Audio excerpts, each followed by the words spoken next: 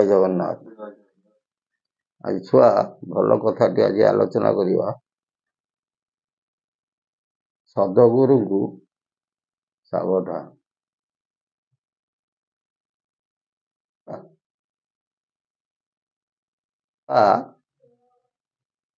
ସାବଧାନ ସଦଗୁରୁ। ଗୁରୁ ତ ଗୁରୁ, ଇଏ କି ଗୁରୁ? ସଦଗୁରୁ। ବର୍ତ୍ତମାନ ସମୟରେ ଗୁରୁ ଅନେକ ବାହାରିଲେ, କିନ୍ତୁ ସଦଗୁରୁ ପାଇବା ବହୁତ କଷ୍ଟସାଧ୍ୟ। ମହାପୁରୁଷ ଅନନ୍ତ ଦାସ ଗୋଟେ ବଢିଆ କଥା କହିଛନ୍ତି, ଗୁରୁ ଅନେକ ବାହାରିବେ କିନ୍ତୁ ସମସ୍ତେ ସଦଗୁରୁ ହେଇପାରିବେ ନାହିଁ। କେତୋଟି ଚାବି ସଦଗୁରୁଙ୍କ ପାଖରେ ଥାଏ।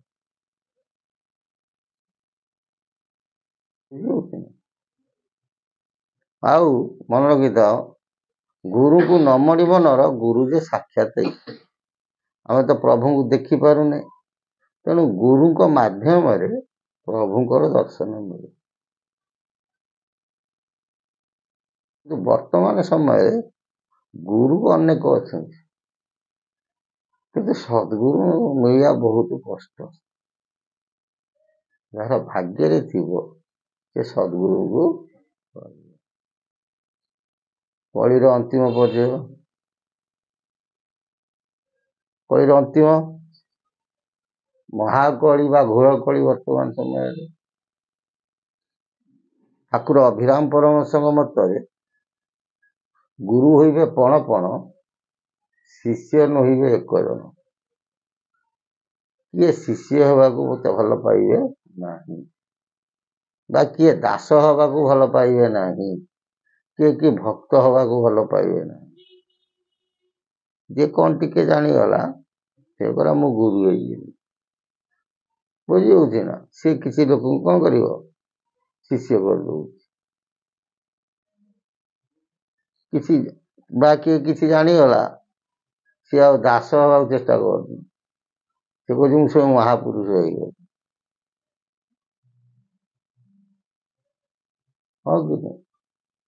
କିଏ ଭକ୍ତ ହବାକୁ ଚେଷ୍ଟା କରିବେ ନାହିଁ, ସମସ୍ତେ କଣ କରିବେ? ଭଗବାନ ହବାକୁ ଚେଷ୍ଟା କରିବେ। କଳିଯୁଗ ହଉଛି ବିଚିତ୍ର ଯୁଗ।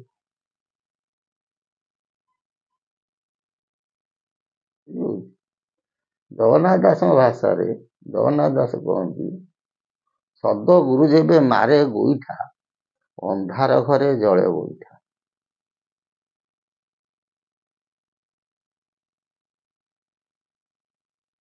ବୁଝି ହଉଛି? 12 ବର୍ଷ କଲେ ସେବା, ଗୁରୁ କହିଲେ କିଛି ଦବା। ଗୁରୁଙ୍କୁ କିଏ କିଛି ମାଗନ୍ତି ନାହିଁ। ତମ ଯଦି ଭକ୍ତି ଭାବ ଠିକ ଥିବ, ଗୁରୁ ତା ମନକୁ ଯାଚିକି ଦେଇଦେବେ। ଗୁରୁ ହଉଛନ୍ତି ମହାମାୟା। ଏମିତି ମାୟା କରିକି ପରୀକ୍ଷା କରିଦେବେ, ମଣିଷଙ୍କର ପାଗଳା ହେଇଯିବ।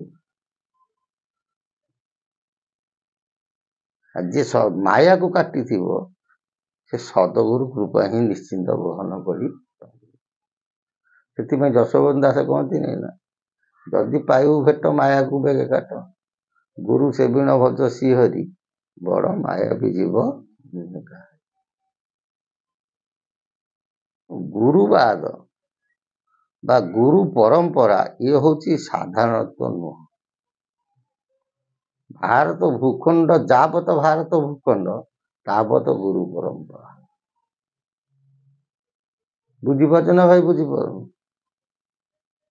ସେଥିପାଇଁ କହନ୍ତି ଗୁରୁଙ୍କୁ ନ ମଣିବ ନର, ଗୁରୁ ଯେ ସାକ୍ଷାତ। କିନ୍ତୁ କଳି ଯୁଗରେ ଯୋଉ ଗୁରୁ ହେବେ, ଆଙ୍କର ସବୁ ମଧ୍ୟ ପରୀକ୍ଷା ହବ।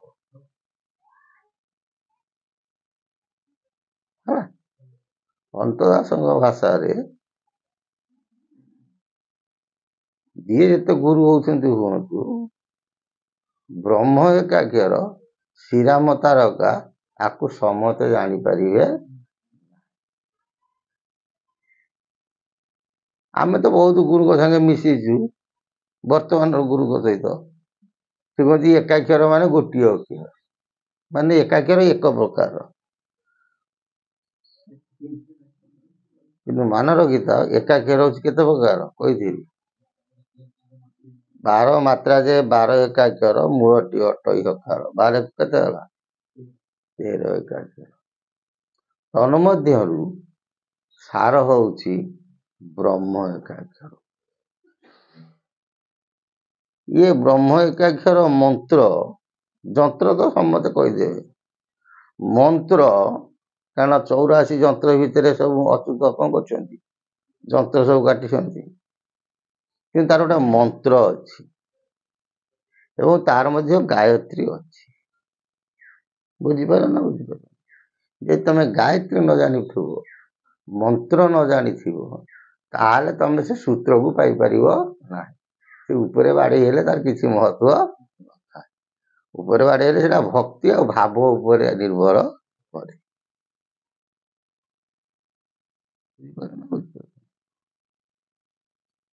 ଏଇ ଯୋଉ କେତେ ଗୁଡ଼ିଏ ଚାବି ସ୍ୱତନ୍ତ୍ର ଗୁରୁଙ୍କ ହସ୍ତରେ ରହୁଛି। ଆମେ ଦେଖୁଛୁ ରାମ ତାରିକା ମନ୍ତ୍ରକୁ କିଏ ଏକାଥରେ 16 ଅକ୍ଷର, 18 ଅକ୍ଷର, 24 ଅକ୍ଷର, ଯିଏ ଯେତେ ପାଉଛି କହିଦେଇକି।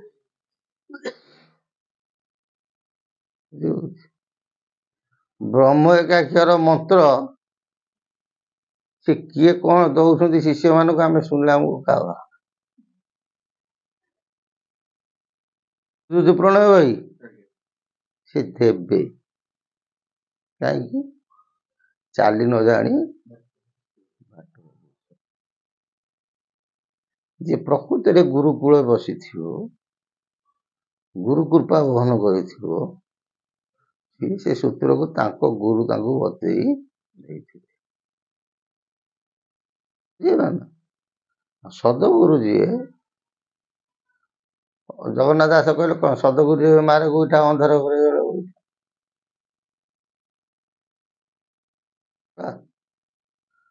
ଅନ୍ତ ଦାସଙ୍କ ମତରେ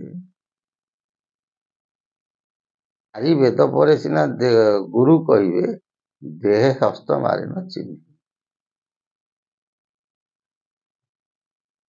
ଦେହରେ ମଧ୍ୟ ଦେଖେଇ ଦେବେ ସବୁ କୋଉଠୁ କଣ ସବୁ ରହିଛି। ବୁଝିପାରୁଛ ନା? ତେଣୁ ସେମିତିଆ ସଦ୍ଗୁରୁ ଭାଗ୍ୟରେ ଥିଲେ ମିଳେ। ସଦ୍ଗୁରୁଙ୍କ ସହିତ ଯିଏ ନାଗିଛି ତାର କଣ ହେଇଛି? ଅହିନର୍କେ ବାସ। ଆମେ କହୁନୁ, ମହାପୁରୁଷ ଅନନ୍ତ ଦାସ ବାରମ୍ବାର ଆମକୁ ଚେତନା ଦେଇଛନ୍ତି। କଣ କହୁଛନ୍ତି? ଗୁରୁ ହର୍ତ୍ତା କର୍ତ୍ତା, ପିଣ୍ଡର କରତା, ମୁକ୍ତି ଦାତା ଅଟେ ଗୁରୁ। ଗୁରୁ ଅପରାଧୀ କେବେ ଯେ ନୋହିବ, ଗୁରୁ ଅଟେ ମହାମେରୁ। ବୁଝିହଉଛି? ଗୁରୁ ହଉଛନ୍ତି ହର୍ତ୍ତା କର୍ତ୍ତା, ପିଣ୍ଡର କରତା। ଏ ଶରୀରକୁ ଉଦ୍ଧାର କରିବାର ବ୍ୟକ୍ତି ବିଶେଷ ହଉଛନ୍ତି କିଏ? ସେ ଗୁରୁ। ମୁକ୍ତିଦାତା ଅଟେ ଗୁରୁ। ଏ ଶରୀରର ମୁକ୍ତିର କରତା ହଉଛନ୍ତି କଣ? କାହିଁ ଗୁରୁ କରନ୍ତି? ଆତ୍ମାର ସଦ୍ଗତି କାମନା ଏବଂ ସଂସାର ଭିତରେ ଯେତେ ଦିନ ରହିବ ଟିକେ ଶାନ୍ତି ଅନୁଭବ କରିବା ପାଇଁ କି ଗୁରୁ କୃପା ବହନ କରିବା ଆମ ମାନଙ୍କର ବିଜୟ। ବର୍ତ୍ତମାନ ସମୟରେ ଅନେକ ବ୍ୟକ୍ତି ଚାହାନ୍ତି ବଡ଼ ଲୋକ ହେବୁ କେମିତି, ଗୁରୁଙ୍କ ପାଖକୁ ଯାଆନ୍ତି। ଦୋକାନ ଚାଲୁନାହିଁ, ବେପାର ହଉନାହିଁ, ବିଲ୍ କୋଉଠି ପେଣ୍ଡିଂ ପଡ଼ିଗଲା। ବୁଝି ହଉଛି ନା? ସେଥିପାଇଁ କିଛି ଗୁରୁଙ୍କ ପାଖକୁ ଯାଆନ୍ତି। ଆଉ କିଛି ଯାଆନ୍ତି କଣ, କଳିଯୁଗ ସତରେ ସରିଯିବ, ଆମେ ମରିଯିବୁ, ଅମକ ଗୁରୁଙ୍କ ପାଖକୁ ଗଲେ ଆମେ ବଞ୍ଚିଯିବୁ। ତ୍ରାହି ନୁହଁ, ତ୍ରାହି ହେଲେ ତ ମୁକ୍ତି ହେଇଯିବ, ମାନେ ବଞ୍ଚିକି ଆମେ ଅମରତ୍ୱ ଲାଭ କରିବୁ, ଆମ ପିଲା ଛୁଆଙ୍କର କିଛି ହବ ନାହିଁ, ଏଇ ଭାବିକି ଅନେକ ମଧ୍ୟ ଗୁରୁକୁଳକୁ ଯାଆନ୍ତି। କିଛି ବ୍ୟକ୍ତି ବିଶେଷ ଯାଆନ୍ତି ଆତ୍ମାର ସଦ୍ଗତି ପାଇଁ ଏବଂ ଜୀବନରେ ଶାନ୍ତି ଅନୁଭବ କରିବା ପାଇଁ କି ଗୁରୁଙ୍କ ପାଖକୁ ଯାଆନ୍ତି। ସେ ଯାହା ହେଉ ଏ ଶରୀରର ମୁକ୍ତିଦାତା ହେଉଛନ୍ତି କିଏ? ସେ ଗୁରୁ। ଗୁରୁ ଅପରାଧୀ କେବେ ଯେ ନୋହିବ, ଗୁରୁ ଅଟେ ମହାମେରୁ। ଗୁରୁ ହେଉଛନ୍ତି ପର୍ବତ ସମକକ୍ଷ। ଗୁରୁଙ୍କୁ ତମେ ଟେକା ପକେଇଦେଲେ, ତମେ ଗୋଟେ ଟେକା ଜଣକୁ ପକେଇଦବ, ଗଛକୁ କଣ କରୁଛ? ଟେକା ପକଉଛ। ଟେକାଟା ଗଛରେ ବାଜୁଛି, ଗଛ ତାକୁ ସହୁଛି ନା ରାଗୁଛି? ସହୁଛି, ସହୁନି? ଗୁରୁ ଯିଏ ସଦ୍ଗୁରୁ ଯିଏ ହେଇଥିବେ, ତାଙ୍କୁ ତମେ ଯାହା କହିଲେ ମଧ୍ୟ ସିଏ ସହି ଯିବେ, କାରଣ ମହାମେରୁ ପର୍ବତ ସମକକ୍ଷ। ବୁଝିହଉଛି ନା? ହେ ଭକ୍ତବୃନ୍ଦ, ତମେ କେବେ ହେଲେ ଗୁରୁ ଅପରାଧୀ ଜୀବନରେ ହେବ ନାହିଁ। ପୂର୍ବ ଭାଗେ ଥିଲେ ସଦ ଗୁରୁ ମିଳେ, ନ ହେଜିବେ ଜନେ କେହି।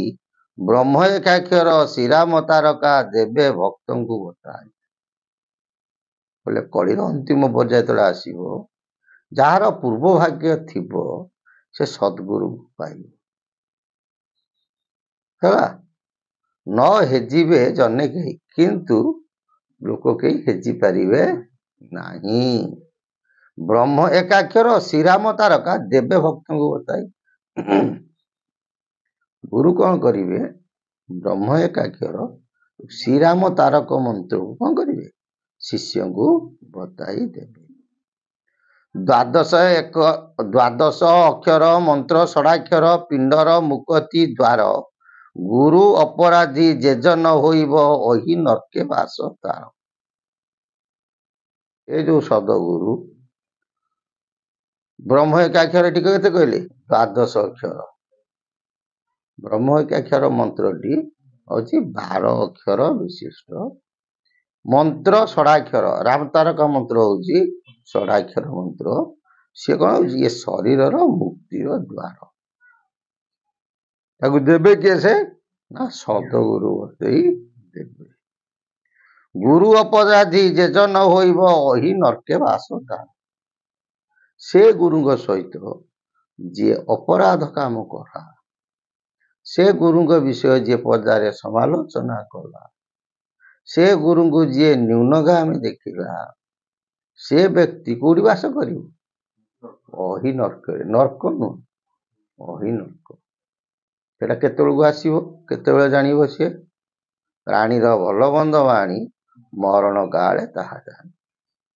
ଯେତେବେଳେ ମରଣ ସମୟ ଆସେ, ଅନେକ ବ୍ୟକ୍ତି ଦେଖିବ ମଲା ବେଳେ ବହୁତ ଘାଞ୍ଚ କଟି ହୁଅନ୍ତି, ସହଜରେ ମରନ୍ତି,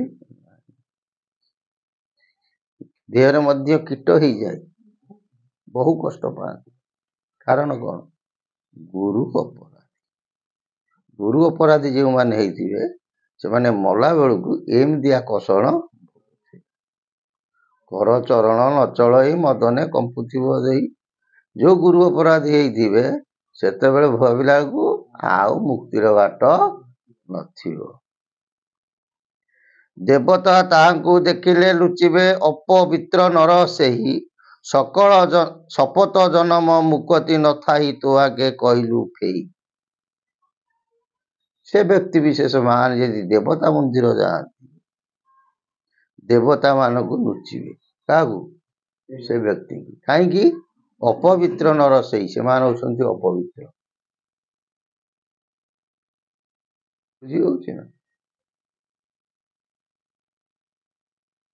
ଶପଥ ଜନମ ମୁକତି ନଥାଇ, ତୋ ଆଗେ କହିଲୁ ଫେଇ। ସେ ଆତ୍ମା ପୁରୁଷ ଗୁଡ଼ିକ, ସେ ବ୍ୟକ୍ତି ବିଶେଷ ମାନେ 7 ଜନ୍ମ ପର୍ଯ୍ୟନ୍ତ ମୁକ୍ତି ପାଇପାରନ୍ତି ନାହିଁ।